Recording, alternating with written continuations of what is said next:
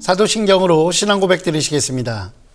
전능하사 천지를 만드신 하나님 아버지를 내가 믿사오며 그 외아들 우리 주 예수 그리스도를 믿사오니 이는 성령으로 잉태하사 동정녀 마리아에게 나시고 본디오 빌라도에게 고난을 받으사 십자가에 못 박혀 죽으시고 장사한 지 사흘 만에 죽은 자 가운데서 다시 살아나시며 하늘에 오르사 전능하신 하나님 우편에 앉아 계시다가 저리로서 산 자와 죽은 자를 심판하러 오시리라.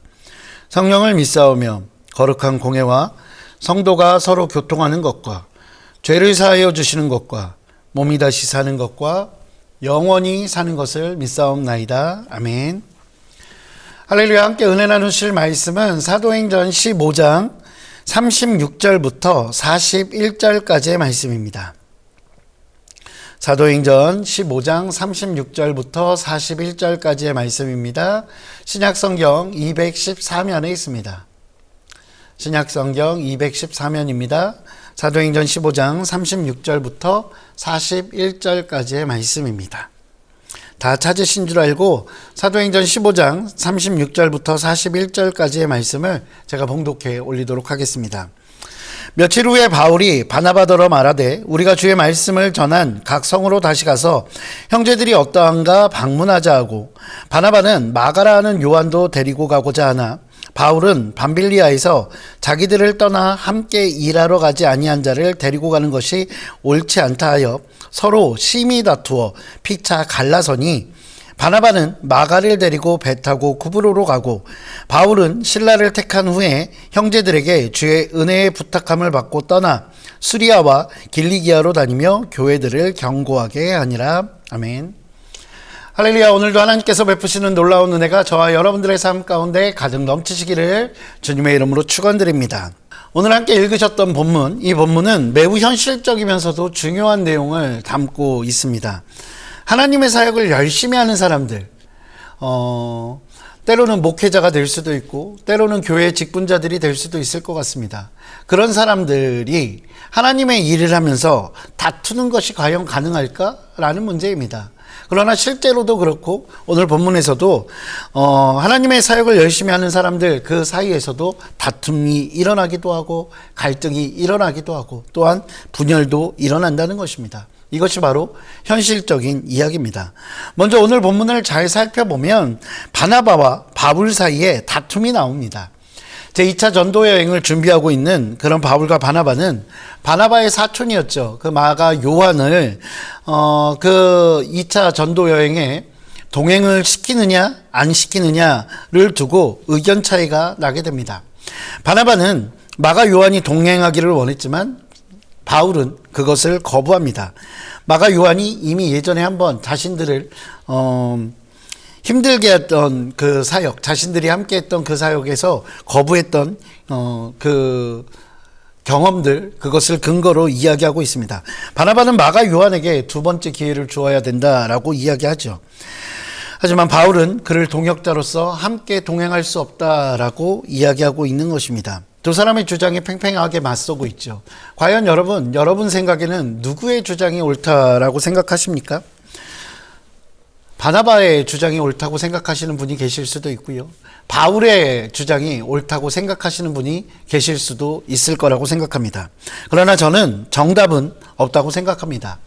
바나바 입장에서 마가 요한이 비록 실수하기는 했지만 그를 다시 한번 선교 여행에 동참시킴으로 자신의 실수를 만회할 수 있는 기회를 주고 그의 마음을 새롭게 세워갈 수 있으며 또한 더 높이 성장시킬 수 있는 그런 기회를 줘야 한다라고 생각했을 것입니다.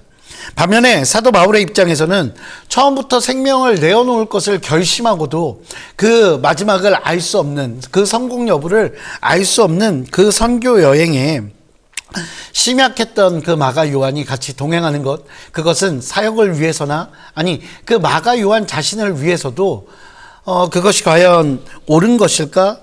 유익한 것일까라는 생각이 있었을 것입니다.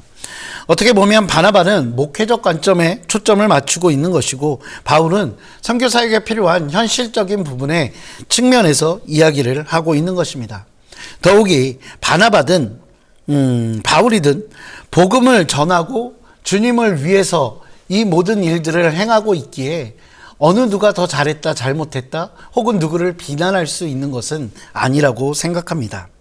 그러나 정답이 없다고 해서 그 동기가 옳다고 해서 그들의 행동이 다 옳다라고 말하기는 어려울 것 같습니다. 왜냐하면 그들은 심히 다투었다라고 39절에서 이야기하고 있기 때문입니다. 이 심한 다툼이라고 하는 말에 사용된 헬라어 단어에는 두 사람이 심한 감정적인 갈등이 있었다라는 그런 뉘앙스가 담겨 있는 단어입니다.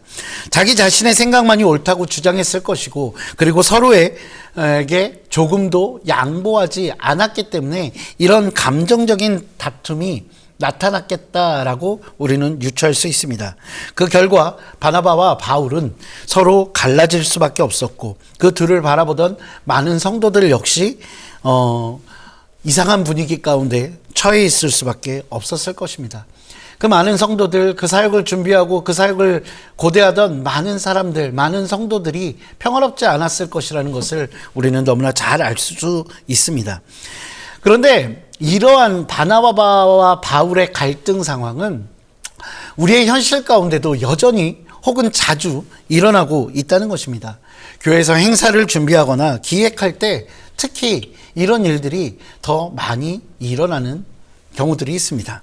왜냐하면 무엇인가 더 열심히 하려고 하는 그 열정들이 존재하기 때문입니다. 주님을 위해 더 열심히 하고 싶고 더 좋은 결과를 도출해내고 싶기 때문에 자기가 옳다고 생각하는 것, 그것을 굽히지 않고 고집부리고 그러다 보니 의견의 충돌이 강하게 일어나기도 합니다.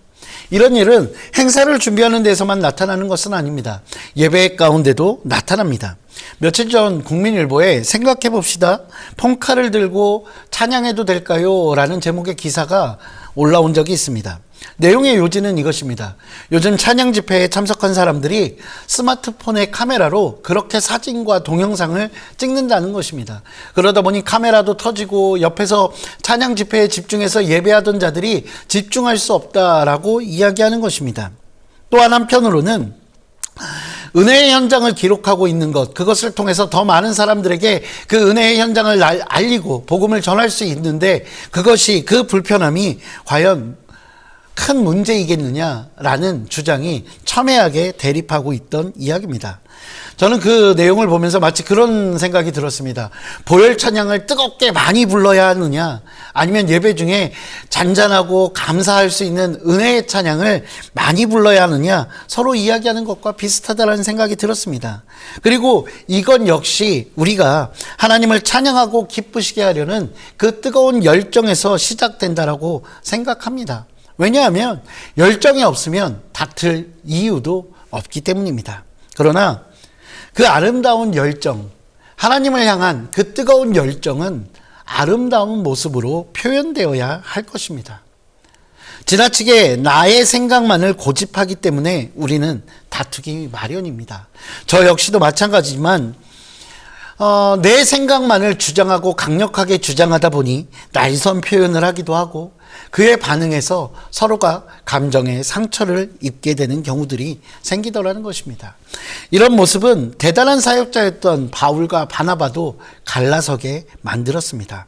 아무리 위대한 사람도 온전한 사람은 없기 때문입니다. 그렇게 항상 자신의 불완전함을 인지하고 그 불완전함을 인정한 상태에서 나 자신의 생각들을 표현해야 할 것입니다. 더 나아가 다른 사람의 이야기에 귀를 기울이고 하나님을 더욱 의지하는 모습으로 나타나야 할 것입니다. 사랑하는 성도 여러분, 말씀을 준비하면서 한편으로 이런 생각이 들었습니다. 우리 하나님께서 대단하시다라는 것입니다. 다툼과 분열을 일으키는 그 연약한 인간의 잘못으로도 아름다운 결과, 선한 결과를 만들어 가시는 하나님의 모습이 오늘 본문에서 보이기 때문입니다. 바나바와 바울의 다툼과 분열은 분명 선교 사역에 큰 차질을 빚게 만들 수 있는 상황이었을 것입니다. 그러나 그를 통해서 하나님께서는 두 교회의 선교팀, 두 개의 전도할 수 있는 팀을 만드셨고, 그리고 더 아름다운 결과, 더 선한 결과들로 이끌어 내셨다는 것입니다. 저는 이 이야기가 내가 생각하는 최선책이 아닐지라도 하나님께서 간섭하시면 그것으로 가장 아름답게, 가장 선하게 만들어 가실 것이라는 신뢰를 갖게 만드는 것입니다. 이 신뢰 안에 있다면 내가 생각하는 최선만을 주장하지 않아도 된다는 것입니다. 함께 이루실 하나님을 신뢰함으로 최선을 다하지만 독선적인 모습으로 우리의 열정을 표현하지 않아도 된다는 것입니다. 하나님을 향한 뜨거운 그 열정을 하나님 보시기에 아름다운 방법으로 표현하여서 더욱더 풍성한 열매를 맺으시는 저와 여러분 되시기를 주님의 이름으로 축원드립니다. 기도하시겠습니다. 사랑과 은혜가 풍성하신 아버지 하나님, 우리는 날마다 하나님을 사랑한다고 고백하고 내가 생각하는 최선의 방법으로 하나님을 높여드리고 하나님을 예배하고 또한 복음을 전하기를 원합니다. 하지만 그 가운데 때로는 다른 이들과 의견의 충돌이 일어날 때도 있고 다른 생각을 만날 때도 있습니다. 하나님, 그 순간마다 우리가 내 생각만을 주장하는 것이 아니라 서로의 생각을 함께 고민하고 서로가 겸손한 모습으로 서로에게 귀 기울여 줄 수 있는 여유 있는 마음의 소유자들이 될 수 있도록 주께서 인도하여 주시옵소서. 하나님, 우리 혼자 하는 것이 아니라 함께 할 때 더 아름다운 것을 만들어낼 수 있다는 그것을 우리로 알게 하여 주시고, 또한 우리가 선택한 것이 때로는 최선책이 아니라 차선책일지라도 그것을 통해서 더욱 아름답게 만드실 하나님을 경험하며 살아가는 우리들 될 수 있도록 주께서 인도하여 주시옵소서. 그를 통하여 분열과 갈등과 다툼의 사람이 아니라 더욱더 화목하게 하고 하모니를 만들어가는 하나님의 사람으로 인정받는 우리들 될 수 있도록 주께서 인도하여 주시옵소서. 저는 감사합니다. 이 모든 말씀 우리 주 예수 그리스도의 이름으로 기도합니다. 아멘. 하늘에 계신 우리 아버지여, 이름이 거룩히 여김을 받으시오며 나라가 임하시오며 뜻이 하늘에서 이루어진 것 같이 땅에서도 이루어지이다. 오늘 우리에게 일용할 양식을 주시옵고 우리가 우리에게 죄 지은 자를 사하여 준 것 같이 우리 죄를 사하여 주시옵고 우리를 시험에 들게 하지 마시옵고 다만 악에서 구하시옵소서. 나라와 권세와 영광이 아버지께 영원히 있사옵나이다. 아멘.